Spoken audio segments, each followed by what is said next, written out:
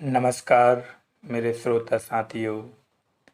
मैं रवि कुमार राठौर, रात का राही, एक बार फिर आज की रात्रि कहानी में आप सभी श्रोता साथियों का बहुत बहुत स्वागत करता हूँ। साथियों, कहानियों का संसार बड़ा विस्तृत, बड़ा सुंदर और बड़ा ही असरकार होता है। कभी कभी कोई कहानी हमारे हृदय, मन, मस्तिष्क और जीवन पर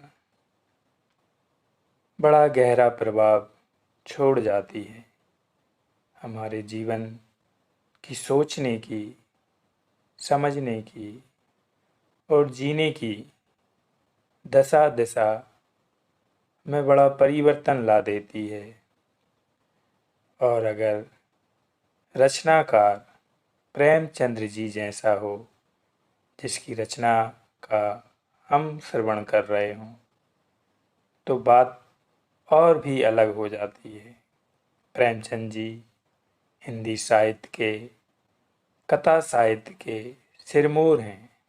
उनकी कहानियाँ दिल को बहुत गहरे तक छू जाती हैं। तो ऐसे ही लेखक की एक और कहानी लेकर आज मैं आप सभी के समक्ष उपस्थित हूँ।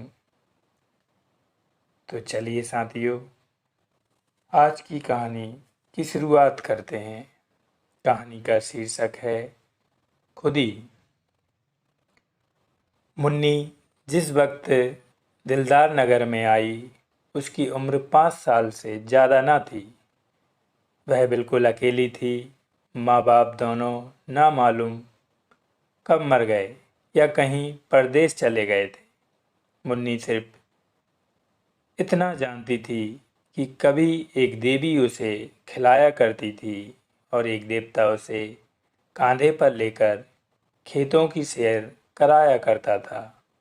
पर वह इन बातों का जिक्र कुछ इस तरह करती थी जैसे उसने सपना देखा हो। सपना था या सच्ची घटना, इसका उसे ज्ञान न था। जब कोई पूछता, तेरे माँ बाप कहाँ गए, तो वह बेचारी कोई जवाब देने के बजाय रोने लगती और यूं ही उन सवालों को टालने के लिए एक तरफ हाथ उठाकर कहती, ऊपर। कभी आसमान की तरफ देखकर कहती, वहाँ। इस ऊपर और वहाँ से उसका क्या मतलब था, यह किसी को मालूम न होता। शायद मुन्नी को भी यह खुद भी मालूम न था। बस एक दिन लोगों ने उसे एक पेड़ के नीचे खेलते देखा और इससे ज़्यादा उसकी बाबत किसी को कुछ पता न था। लड़की की सूरत बहुत प्यारी थी। जो उसे देखता मोह जाता।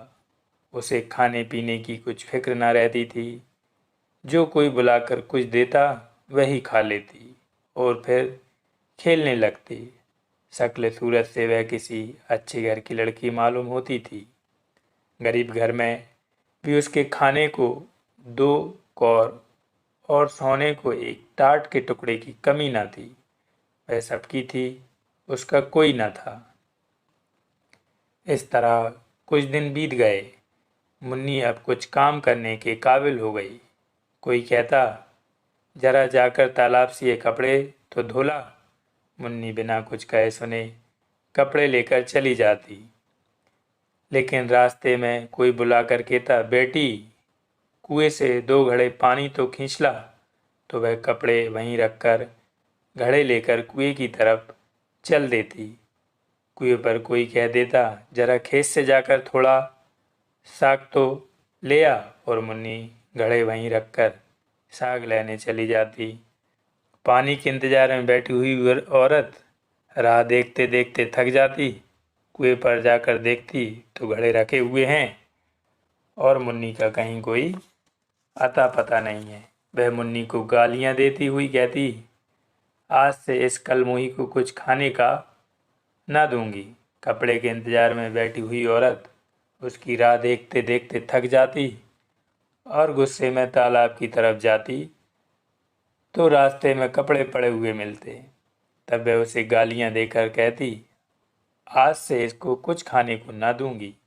इस तरह मुन्नी को कभी कभी कुछ खाने को भी ना मिलता और तब उसे बचपन याद आता जब वह कुछ काम ना करती थी और लोग उसे बुलाकर खाना खिला देते थे।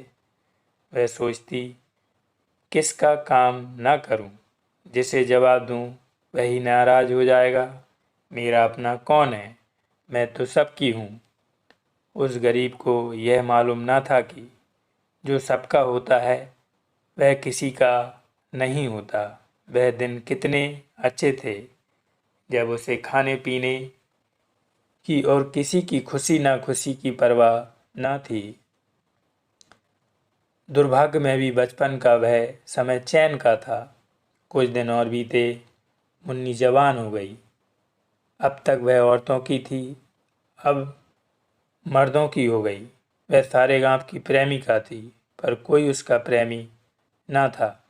सब उससे कहते थे, मैं तुम पर मरता हूँ, तुम्हारे वियोग में तारे गिनता हूँ, तुम मेरे दिलो जान की मुराद हो। पर उसका सच्चा प्रेमी कौन है, इसकी उसे खबर ना होती थी। कोई उससे यह कहता था कि तू मेरे दुख दर्द की शरीक हो जा। सब उससे अपने दिल का घर आबाद करना चाहते थे।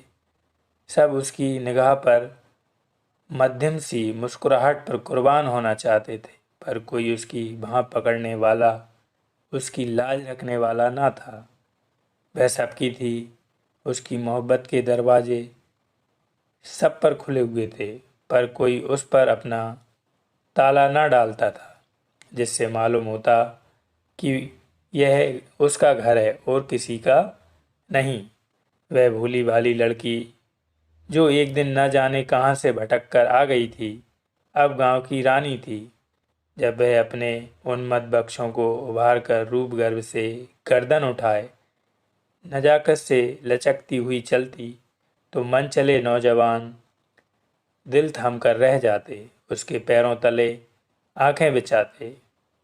कौन था जो उसके इशारे पर अपनी जान ना निसार कर देता। वह अनाथ लड़की जिसे कभी गुड़िया खेलने को ना मिली, अब दिलों से खेलती थी। किसी को मारती, किसी को जिलाती थी, किसी को ठुकराती थी, किसी को थपकियां देती थी, किसी से रूठती थी, किसी को मनाती थी। इस खेल में उसे कत्ल और खून का सा मजा मिलता था। अब पासा पलट गया था। पहले वह सबकी थी, कोई उसका ना था। अब सब उसके थे, वह किसी की ना थी। उसे जिस चीज़ की तलाश थी वह कहीं ना मिलती थी। किसी में वह हिम्मत ना थी जो उसे कहता, आज से तू मेरी है। उस पर दिल न्यौछावर करने वाले बहु तेरे थे, सच्चा साथी एक भी न था। असल में उन सिरफिरों को वह बहुत नीची निगाह से देखती थी। कोई उसकी मोहब्बत के काबिल नहीं था। ऐसे पस्त हिम्मतों को वह खिलौनों से ज़्यादा महत्व न देना चाहती थी, जिनका मरना और जिलाना एक मनोरंजन से अधिक कुछ नहीं। जिस वक्त कोई नौजवान मिठाइयों के थाल और फूलों के हार लिए उसके सामने खड़ा हो जाता तो उसका जी चाहता मुंह बचा लूं। उसे वह चीज़ें कालकूट हलाहल जैसी लगतीं। उनकी जगह पर वह रूखी रोटियां चाहती थी, सच्चे प्रेम में डूबी हुई। गहनों और असरपियों के ढेर उसे बिच्छू के डंक जैसे लगते। उनके बदले वह सच्ची दिल के भीतर से निकली हुई बातें चाहती थी, जिनमें प्रेम की गंध और सच्चाई का गीत हो। उसे रहने को महल मिलते थे, पहनने को रेशम, खाने को एक से एक व्यंजन, पर उसे इन चीज़ों की आकांक्षा ना थी। उसे आकांक्षा थी फूस के झोंपड़े में छोटे मोटे गाढ़े और रूखे सूखे खाने की। उसे प्राणघातक सिद्धियों से प्राणशोधक निषेध कहीं ज़्यादा प्रिय थे। खुली हवा के मुकाबले में बंद पिंजरा कहीं ज़्यादा चहेता होता है। एक दिन एक परदेसी गांव में आ निकला। बहुत ही कमज़ोर, दीनहीन आदमी था। एक पेड़ के नीचे सत्तू खाकर लेटा हुआ था। एकाएक मुन्नी उधर से जा निकली। मुसाफिर को देखकर बोली, कहाँ जाओगे? मुसाफिर ने बेरुखी से जवाब दिया, जहन्नुम। मुन्नी ने मुस्कुराकर कहा, क्यों, क्या दुनिया में जगह नहीं? औरों के लिए होगी, मेरे लिए नहीं। दिल को कोई चोट लगी है? मुसाफिर ने जहरीली हंसी हंसकर कहा, बदनसीबों की तकदीर में और क्या है, रोना धोना और डूब मरना, यही उनकी ज़िंदगी का खुलासा है। पहली 2 मंजिलें तो तय कर चुका, अब तीसरी मंजिल और बाकी है। कोई दिन वह भी पूरी हो जाएगी। ईश्वर ने चाहा तो बहुत जल्द। यह एक चोट खाए हुए दिल के शब्द थे। जरूर उसके पहलू में दिल है, वरना यह दर्द कहाँ से आता। मुन्नी बहुत दिनों से दिल की तलाश कर रही थी। बोली, कहीं और वफा की तलाश क्यों नहीं करते? मुसाफिर ने निराशा के भाव से उत्तर दिया, मेरी तकदीर में नहीं, वरना मेरा क्या बना बनाया घोंसला उजड़ जाता। दौलत मेरे पास नहीं, रूप रंग मेरे पास नहीं, फिर वफा की देवी मुझ पर क्यों मेहरबान होने लगी। पहले समझता था वफा दिल के बदले मिलती है, अब मालूम हुआ और चीज़ों की तरह वह भी सोने चांदी से खरीदी जा सकती है। मुन्नी को मालूम हुआ मेरी नज़रों ने धोखा खाया था। मुसाफिर बहुत काला नहीं, सिर्फ सांवला था। उसका नाक नक्शा भी उसे आकर्षक जान पड़ा। बोली, नहीं, यह बात नहीं, तुम्हारा पहला ख्याल ठीक था। यह कहकर मुन्नी चली गई। उसके हृदय के भाव उसके संयम से बाहर हो रहे थे। मुसाफिर किसी ख्याल में डूब गया। वह सुंदरी की बातों पर गौर कर रहा था। क्या सचमुच यहाँ वफा मिलेगी? क्या यहाँ भी तकदीर धोखा न देगी? मुसाफिर ने रात उसी गांव में काटी। वह दूसरे दिन भी न गया। तीसरे दिन उसने एक फूस का झोंपड़ा खड़ा किया। मुन्नी ने पूछा, यह झोंपड़ा किसके लिए बनाते हो?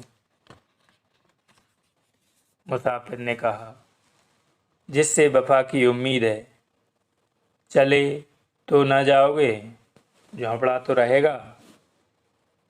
खाली घर में भूत रहते हैं, अपने प्यार का भूत भी प्यारा होता है।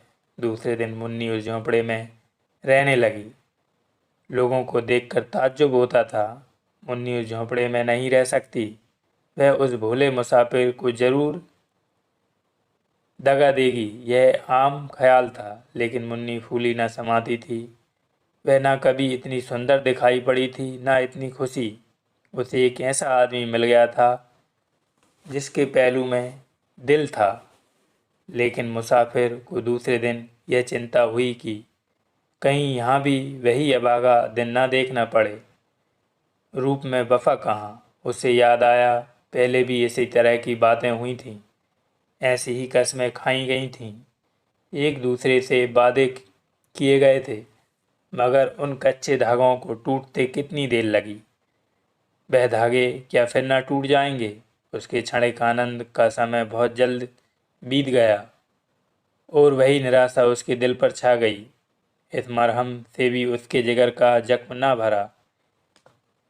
तीसरे रोज वह सारे दिन उदास और चिंतित बैठा रहा और चौथे रोज लापता हो गया। उसकी यादगार सिर्फ उसकी फूस की झोंपड़ी रह गई। मुन्नी दिन भर उसकी राह देखती रही। उसे उम्मीद थी कि वह जरूर आएंगे, लेकिन महीनों गुजर गए और मुसाफिर न लौटा। कोई खत भी न आया, लेकिन मुन्नी की उम्मीद थी वह जरूर आएंगे। साल बीत गया। पेड़ों में नई नई कौपलें निकलीं, फूल खिले, फल लगे, काली घटाएं आईं, बिजली चमकी, यहाँ तक कि जाड़ा भी बीत गया और मुसाफिर ना लौटा। मगर मुन्नी को अब भी उसके आने की उम्मीद थी। वह जरा भी चिंतित ना थी, भयभीत ना थी। वह दिन भर मजदूरी करती और शाम को झोंपड़े में पड़ी रहती, लेकिन वह झोंपड़ा अब एक सुरक्षित किला था जहाँ सिरफिरों के निगाह के पाँव भी लंगड़े हो जाते थे। एक दिन वह सिर पर लकड़ी का गट्ठा लिए चली जाती थी। एक रसिया ने छेड़खानी की, मुन्नी, क्यों अपने सुकुमार शरीर के साथ यह अन्याय करती हो? तुम्हारी एक कृपा दृष्टि पर इस लकड़ी के बराबर सोना निछावर कर सकता हूँ। मुन्नी ने बड़ी घृणा के साथ कहा, तुम्हारा सोना तुम्हें मुबारक हो, यहाँ अपनी मेहनत का भरोसा है। क्यों इतना इतराती हो? अब वह लौट कर ना आएगा। मुन्नी ने अपने झोंपड़े की तरफ इशारा करके कहा, वह गया कहाँ जो लौट कर आएगा? मेरा होकर वह फिर कहाँ जा सकता है? वह तो मेरे दिल में बैठा हुआ है। इसी तरह एक दिन और प्रेमीजन ने कहा, तुम्हारे लिए मेरा महल हाजिर है, इस टूटे फूटे झोंपड़े में क्या पड़ी हो? मुन्नी ने अभिमान से कहा, इस झोंपड़े पर 1,00,000 महल निछावर हैं।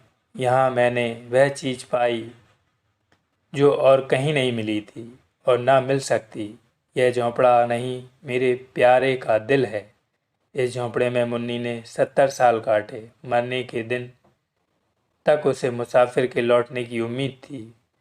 उसकी आखिरी निगाहें दरवाजे की तरफ लगी हुई थी।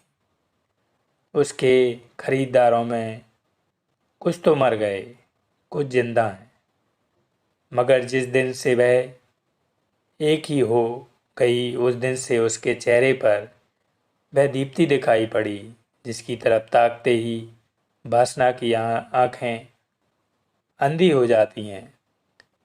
खुद ही जब जाग जाती है तो दिल की कमजोरियां उसके पास आते डरती हैं। अद्भुत